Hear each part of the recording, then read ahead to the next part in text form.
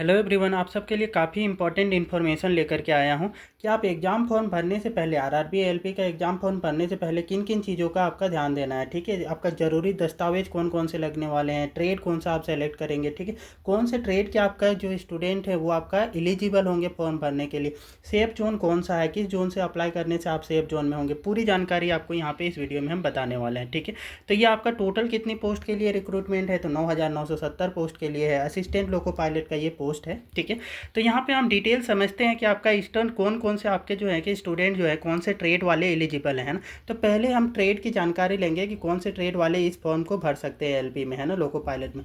तो इसमें आपका आईटीआई की बात करें तो आईटीआई आपका कौन से ट्रेड से होना चाहिए, तो class 10th matric with the ITI form NCVT से और एससीवीटी से आपका आईटीआई सर्टिफिकेट होना चाहिए। ठीक है, और वो आईटीआई का सर्टिफिकेट फीटर में होना चाहिए या फिर इलेक्ट्रीशियन में होना चाहिए या फिर आपका इंस्ट्रूमेंट मैकेनिक में होना चाहिए।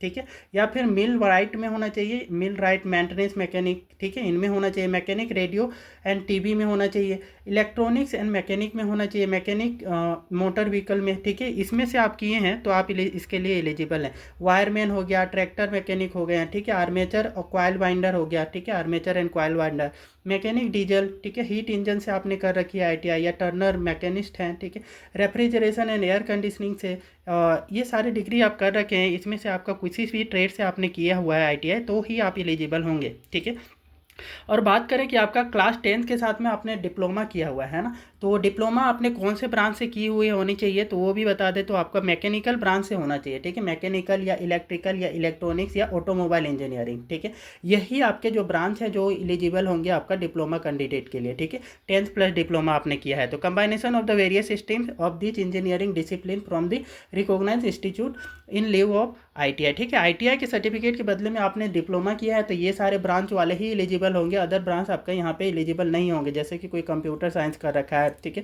तो वो आपका क्या है इसमें एलिजिबल नहीं होंगे। सिविल है तो वो एलिजिबल नहीं होंगे। ठीक है, सिर्फ आपका mechanical, electrical, electronics, automobile engineering, ठीक है, ये सब आपके स्ट्रीम्स वाले एलिजिबल होंगे। और किसी ने मान लो कि आपका जो है ना कि एक ही साथ में आपका क्या है कि मल्टीपल आपका स्ट्रीम्स के लिए कर रखा है, मतलब मैकेनिकल के साथ में ऑटोमोबाइल भी कर रखा है, ठीक है, तो वो भी आपका इसके लिए एलिजिबल होंगे, है ना। तो आगे समझे कि आपका बी और बीटेक में आपका जो है ना बैचलर ऑफ इंजीनियरिंग या बीटेक के जो स्टूडेंट हैं वो कौन से आपका ब्रांच से होनी चाहिए तभी जाकर के एलिजिबल होगे। तो ये भी आपका मैकेनिकल से होना चाहिए, इलेक्ट्रिकल से होना चाहिए या फिर आपका इलेक्ट्रॉनिक्स या ऑटोमोबाइल इंजीनियरिंग होना चाहिए। ठीक है, तभी जाकर के आप इस फॉर्म को अप्लाई कर सकते हैं, है ना। तो मैकेनिकल वालों के लिए बात करें या ऑटोमोबाइल वालों के लिए बात करेंगे तो आपका जो है ना ट्रेड कौन सा आपका सेलेक्ट करना ज़्यादा बेटर होगा।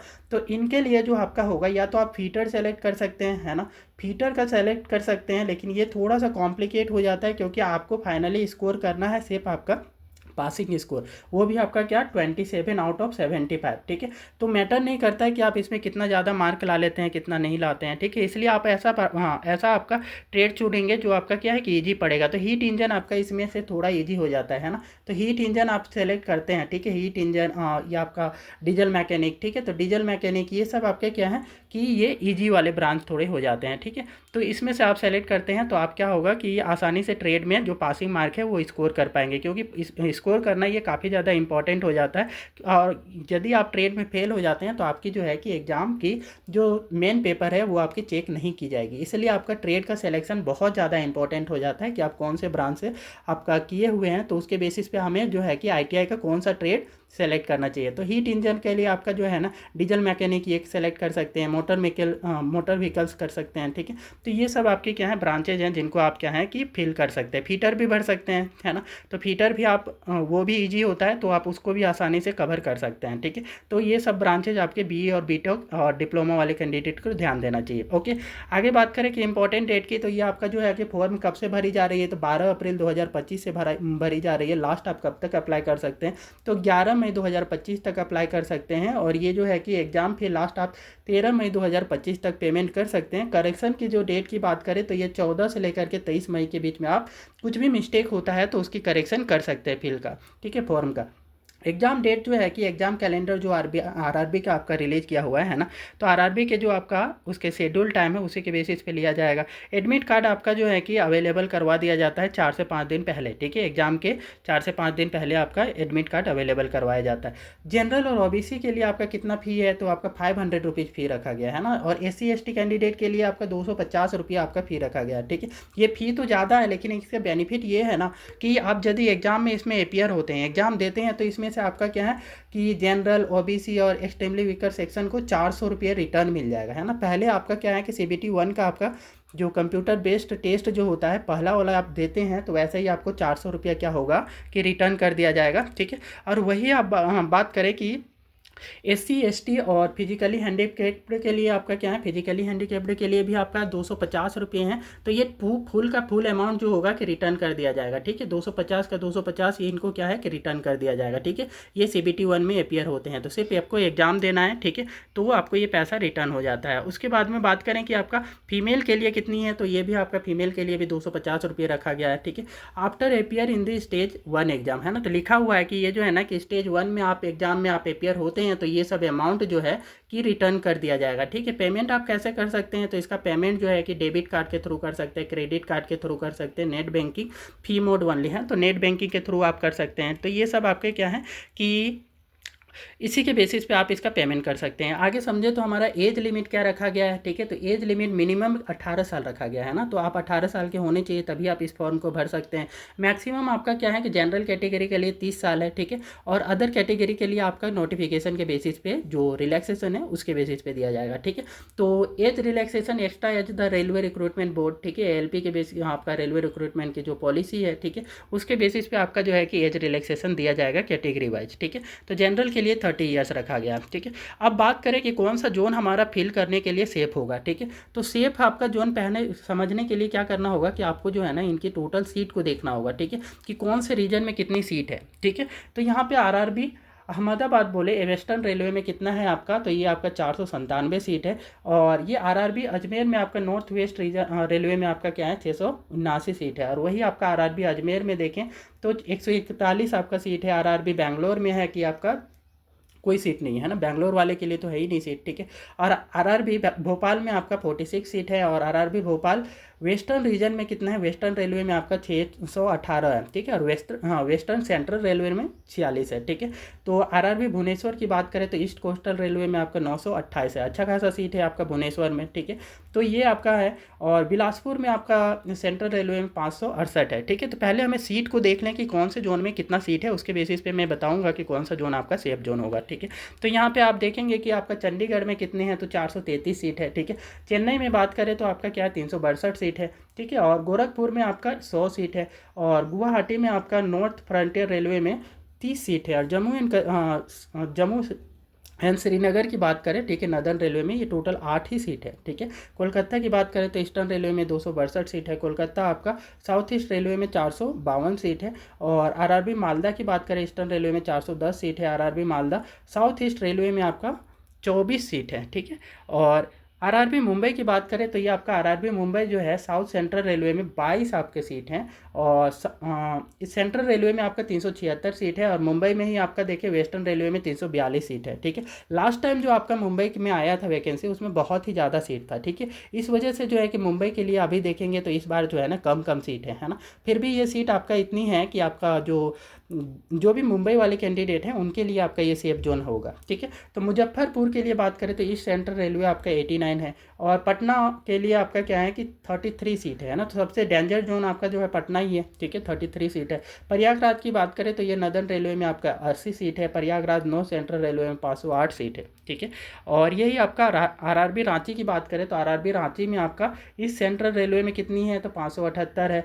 आरआरबी रांची में साउथ ईस्ट रेलवे में कितनी है, 635 है ना। तो ये ध्यान देना है कि आपका कितनी है, कौन से रीजन में है, ठीक है। सिकंदराबाद की बात करें तो साउथ सेंट्रल रेलवे में आपका 967 सीट सीट है और सिकंदराबाद ईस्ट कोस्टल रेलवे में 533 सीट है, ठीक है। सिलीगुड़ी नॉर्थ फ्रंटियर रीजन में 95 सीट है और तिरुवनंतपुरम में आपका 148 सीट है, ठीक है। तो ये आपका टोटल सीट की हमारी डिटेल रही, ठीक है। इन डिटेल के बेसिस पे समझते हैं कि आपका कौन कौन से जोन जो है थोड़े सेफ जोन में से आते हैं, ठीक है। सिलीगुड़ी वाला जो है नॉर्थ फ्रंटियर रेलवे, ये आपका थोड़ा डेंजर जोन में से आएगा क्योंकि 95 ही सीट है, ठीक है। जहाँ पे भी आपको दिख रहा है 100-200 सीट, वो आपके क्या होंगे, थोड़े डेंजर जोन में होंगे, ठीक है। जैसे तिरुवनंतपुरम 148 है, ये भी थोड़ा डेंजर जोन होगा, ठीक है। वही सिकंदराबाद की बात करें तो इस बार आपका 533 सीट है, ठीक है। तो कंपैरेटिवली इनके दोनों के कंपेयर में ये थोड़ा सेफ जोन है, ठीक है। और सिकंदराबाद में आपका साउथ सेंट्रल रेलवे में भी आपका ये सेफ जोन में आएगा, ठीक है। वही रांची की बात करें तो ये रांची जो है कि आपका टोटल यहाँ पे आपका 578 आपके क्या है सेंट्रल रेलवे के लिए और साउथ ईस्टर्न रेलवे के लिए 635 है। तो ये भी कंपैरेटिवली इन दोनों के कंपेयर में थोड़ा सेफ जोन है, ठीक है। आगे बात करते हैं तो हमारे पास जो है कि प्रयागराज जो है, प्रयागराज आपका सेफ जोन में से आ जाएगा, ठीक है। ये जितने भी है ना, ये जो जिन पे आपका नंबर्स जो हैं 100 से नीचे हैं, वो आपके डेंजर जोन में आ जाएंगे, ठीक है। जैसे मुंबई में आप बात करेंगे साउथ सेंट्रल रेलवे, वो भी आपका क्या है कि डेंजर जोन में आ जाएगा, ठीक है। तो इसी टाइप से देखें तो चंडीगढ़ में अच्छा खासा सीट है थोड़ा, ठीक है, 433, तो ये भी आपका क्या है। लेकिन कंपैरेटिवली और जोन में भी आपका देखेंगे, जो भी आपका मान लेना कि 300 के नियर बाई 300 से ज़्यादा हैं, वो थोड़ा कंपैरेटिवली नॉर्मल जोन में से आएंगे और 300 से कम सीट वाले जो है ना डेंजर जोन में रहेंगे, ठीक है। तो 433 सही है, ठीक है। तो ये भी थोड़ा सेफ जोन में है। चेन्नई साउथ में पड़ता है, तो साउथ में आपका क्या है, साउथ में ऑलरेडी इंडस्ट्रियलाइज एरिया है, तो रेलवे के फॉर्म्स भी साउथ वाले थोड़ा कम फिलअप करते हैं, तो इसलिए उतना ज़्यादा डेंजर जोन तो नहीं बोल सकते इसको, ठीक है। तो ये भी थोड़ा सेफ ही जोन बोल सकते हैं हम, है ना। तो क्योंकि साउथ वाले जो पर्सन होते हैं वो आपका क्या है कि ऑलरेडी वो इंडस्ट्रियल एरिया होने की वजह से इंडस्ट्री में वो ऑलरेडी वर्किंग होते हैं, ठीक है। गोरखपुर की बात करें तो नॉर्थ ईस्टर्न रेलवे में आपका 100 सीट है, ठीक है। तो ये आपके डेंजर जोन में से आ जाएंगे, है ना। तो ये जम्मू एंड श्रीनगर की बात करें, काफ़ी ज़्यादा डेंजर जोन है, 8 ही सीट है, ठीक है। वही कोलकाता में आपका कितने 262 है, ठीक है। और कोलकाता, ये दोनों मिला करके क्या है, थोड़ा बोल सकते हैं कि ये भी थोड़ा सेफ जोन में से ही आ जाएगा। मालदा भी आपका थोड़ी सेफ जोन में आ जाएगी, ठीक है। तो जो भी आपका रीजन बताएं, है ना, जो भी आपका क्या है कि 300 से ज़्यादा वाले हैं, वो उनको आप अभी सेफ जोन में मान सकते हैं, ठीक है। तो उसके बेसिस पे आप फील कर सकते हैं कि ये एरिया में हमारा जो है कि, और ये भी देखना है कि आपका लोकेशन कहाँ है, आप कौन से एरिया से रहने वाले हैं, ठीक है। आपका होम टाउन में ये आपका ईजिली ये जो है कि सीट जो है कि 200 के नियर बाई भी है, 300 के नियर बाई, तो आप उसको फिलअप कर सकते हैं, ठीक है, क्योंकि वो आपकी वर्किंग के लिए ईजी रहेगा, ठीक है। आगे समझे तो हमारे पास देखें कि ज़रूरी दस्तावेजों की बात करें तो कौन कौन से आपका होना चाहिए, ठीक है, फॉर्म फिलअप करने के समय। तो आईडी प्रूफ होना चाहिए पहला, तो ठीक है, आईडी प्रूफ मतलब आधार कार्ड, ठीक है। वो भी आधार कार्ड की इस बार में क्या बता रखा है कि अपडेटेड आधार कार्ड होना कंपलसरी है, ठीक है। आपके आइरिस मैच करना चाहिए, आपके थंब प्रिंट आपका अपडेटेड होना चाहिए, उसके साथ में आपका फोटो अपडेटेड होना चाहिए, ठीक है। ऐसा आईडी प्रूफ की रिक्वायरमेंट है इस बार, ठीक है। तो एग्जाम देने जाएंगे तो ये आपका क्या है कि रिक्वायर्ड होगी। एड्रेस डिटेल की बात करें, है ना, तो एड्रेस डिटेल बेसिक डिटेल के बेसिस पे होगा, ठीक है। तो एड्रेस डिटेल कौन सा होगा, तो आईडी प्रूफ जो देंगे ना आधार, उसी के बेसिस पे आपका एड्रेस डिटेल होना चाहिए, ठीक है। Kindly ready for scan document related to the entrance examination, जैसे कि आपका फोटो आपको स्कैन रखना है फॉर्म भरने के समय, ठीक है। तो फोटो की रिक्वायरमेंट होगी, वो भी फोटो कैसा होना चाहिए, तो व्हाइट बैकग्राउंड का आपका फोटो होना चाहिए, ठीक है। तो ध्यान देने की चीज़ है, व्हाइट बैकग्राउंड होना चाहिए, अदरवाइज आरआरबी जो है रिजेक्ट कर देता है, ठीक है। तो और साइन भी होना चाहिए और आईडी प्रूफ, ये सब की रिक्वायरमेंट होगी। तो ये आपका केयरफुली आपको इसको फिलअप करना है, कोई भी मिस्टेक नहीं करना है, वरना फॉर्म रिजेक्ट हो जाती है। एक बार रिजेक्ट हो जाएगा तो फिर आप उसको कुछ कर नहीं सकते हैं, ठीक है। Before submit application form must check the preview and all column carefully, ठीक है। तो आपको क्या है कि यहाँ पे जो है ना कि जब भी फॉर्म को फाइनल सबमिशन से पहले आपको प्रीव्यू चेक कर लेना है, ठीक है। क्योंकि इसमें से स्पेलिंग मिस्टेक हो गई या फिर कोई भी आपका अदर थिंग्स आपके मिस्टेक हो गए हैं तो बाद में ये प्रॉब्लम क्रिएट करेंगे, ठीक है।